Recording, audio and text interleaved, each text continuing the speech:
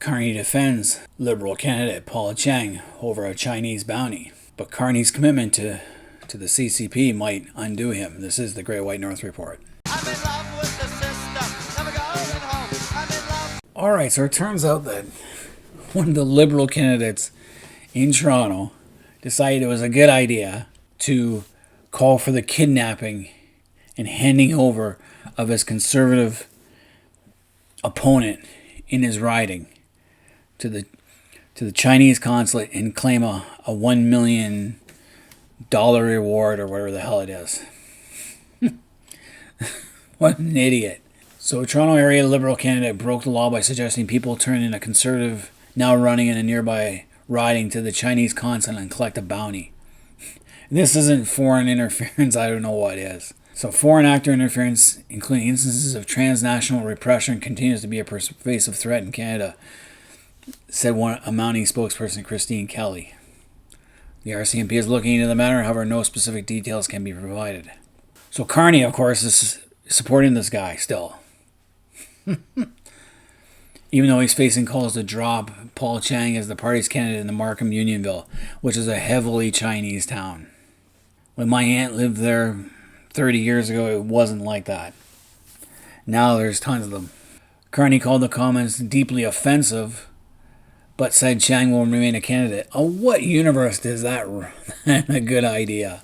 So this controversy dates back to January when Chiang, the incumbent MP, told the Chinese language media news conference that people could cash in if they turned Tay to the Chinese consulate in Toronto.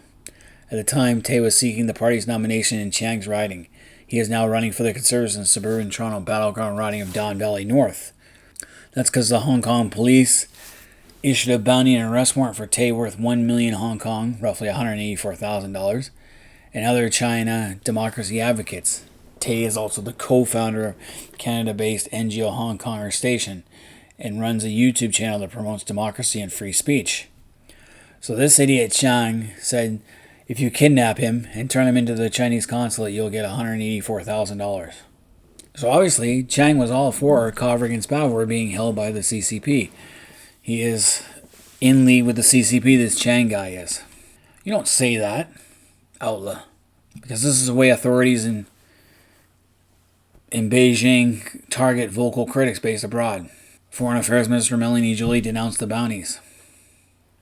Carney, however, calls the comments a lapse of judgment and defends Chiang as a veteran police officer with more than a quarter century of service to his community. Obviously, he is.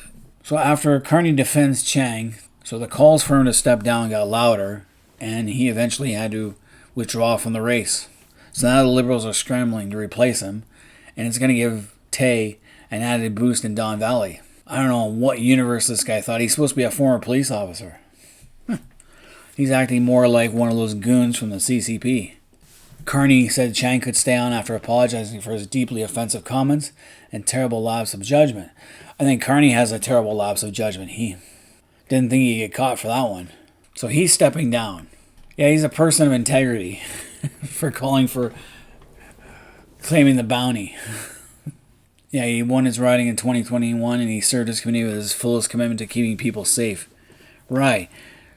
A lot of those people in Toronto have family in mainland China. The CCP keeps an eye on them. Trust me. This was 6 days ago. Polyev calls out Carney's China ties after a Liberal's alleged India interference. Polyev actually went on air and defended what was said in the reports, in the foreign interference reports, that nothing. He won the party nomination fair and square. Even his opponent said that. So there's nothing. Of course, India is going to have an interest here, because Trudeau over the last 5 years has let so many of them into the country, and they all have family back home waiting to get over here. India gets a little nervous about these things, especially when dealing with the Sikhs. So it's no wonder India would have an interest in our country, just like China has an interest in our country. The United States has an interest in our country. Trump, with the tariffs, is also interfering with our affairs. Trump prefers Carney over Polyev. There's got to be a reason for that. I like what Trump's doing in the United States, but I wish he'd keep it in the United States and not concern us. But I think Trump's trying to force us to rearm faster, get up to our NATO and NORAD commitments. Now, Polyev countered back. He read the report on the foreign interference that went through the House of Commons. I remember I watched this one. But he goes on the attack Carney, who's too connected to China, which is increasingly seen as hostile to Canada. Duh. Where's anyone been since we arrested Meng the Merciless Wanzhou way back, and then Kovrig and Spavor were taken hostage by the CCP in retaliation, and then recently 4 Chinese Canadians were killed, were put to death in Chinese prisons. Not to mention there are Chinese tariffs on canola and on lobsters, just because we put tariffs on their Chinese EV vehicles, simply because if we let the Chinese electric vehicles come into our country, they'll swamp any domestic things. Because they're state-owned, state-funded enterprises, flagship industries. They'll swamp us and we won't have a chance to recover. But Carney does have some explaining to do. It's about a $276 million loan Brookfield Asset Management secured from the Bank of China last November, when Carney was playing double duty as Brookfield's chair and the head of then Liberal Prime Minister Trudeau's Task Force on Economic Growth, which is a conflict of interest. Big time. You gotta remember, Carney's been behind Trudeau for the last 4 years. He hasn't been the public face of Trudeau's economic policy, but he's been in the shadows. And they've been wrong about everything. One thing I don't like about Carney is he brought in all Trudeau's people in his cabinet. There's no real new faces. He's all buddies with them. So Carney's trying to put himself as the new face of the Liberal Party, but meanwhile, it's just the old same shit. Just hidden behind a new cloak. The Emperor's new clothes. Now, Carney personally flew to Beijing for talks with the Deputy Governor of the Bank of China at a time when Chinese intelligence was largely targeting Canadians inside and outside the country. That is very true. Just like Tay's got a price on his head. What he did was, the problem is Carney had to go because Brookfield's in a lot of trouble right now. And Carney refuses to publicly disclose his financial holdings with Brookfield, which makes it more concerning. Yes, we know that. And the fact that Carney is in debt. Because Brookfield bet billions on Shanghai land as China's market peaked and then crashed. So what he had to do, he had to secure a $276 million Bank of China refinancing. That's what the loan was for, to refinance their loan.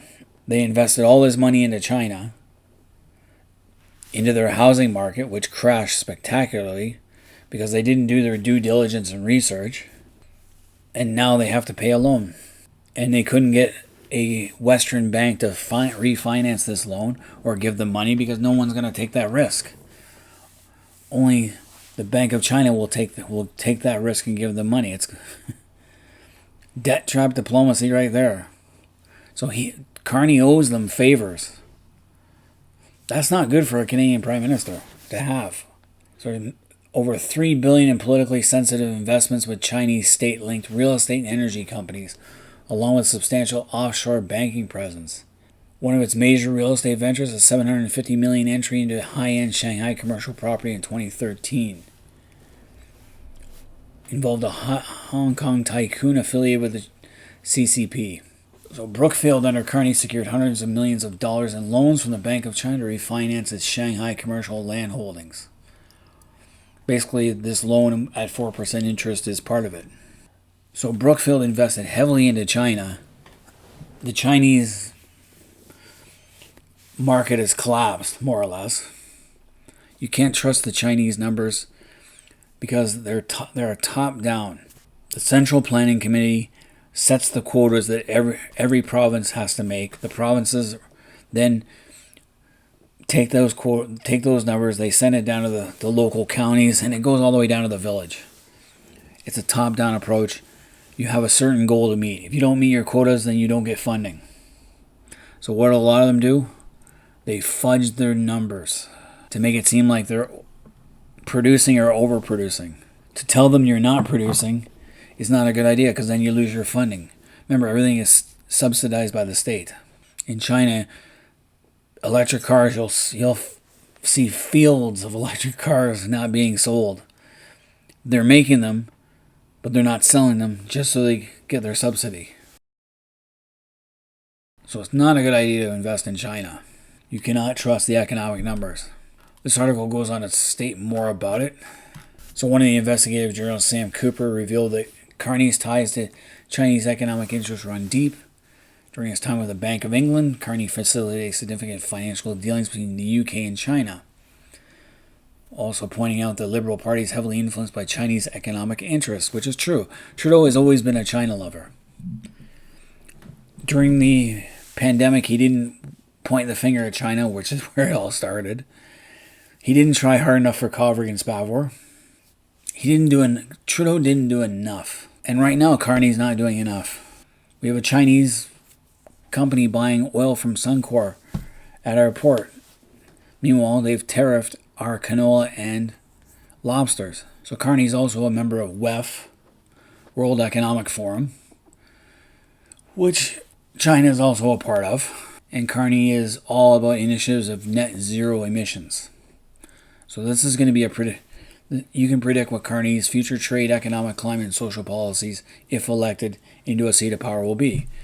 He's right now trying to back away from a lot of the unpopular things only until he gets elected. Then he's going to ram them through us. WEF is obviously for investors and billionaires, which is what Carney is. So Carney's ties to the Chinese Communist Party are very disturbing. And I think it would be a mistake to let him in.